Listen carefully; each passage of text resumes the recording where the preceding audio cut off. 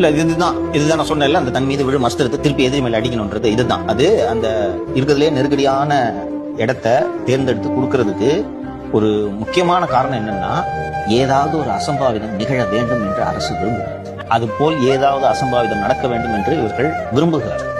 உங்களுக்கு அசம்பாவிதம் இல்லாமல் நன்றாக நடக்க வேண்டும் என்று நினைத்தால் ஒரு நிர்வாகம் என்ன செய்யும் என்றால், இருக்கிறதுல கொஞ்சம் ஓப்பன் ஸ்பேஸ் அதிகமா இருக்கக்கூடிய இடம், ஓகேவா, குரூஷியல் ஜங்ஷன் இல்லாம, டிராபிக் இல்லாம, ஒரு அவுட்டர்ல ஒரு இடத்த பார்த்துட்டு, சார் இந்த இடத்துல நீங்க நின்று பேசுங்க, இந்த கிரௌடு பூரா கிட்ட நிற்கும், ஏறுறதுக்கு பக்கத்துல மரமே இல்ல, கரண்ட் கம்பமும் இல்ல, அது போன்ற இடங்களை தேர்ந்தெடுத்து கொடுக்கலாம். இவங்க தான் 10-15 இடம் கொடுக்குறாங்களே, இங்க வேணுக்குன்னு இதை பண்றாங்களோ அப்படின்ட்டு தோணுது.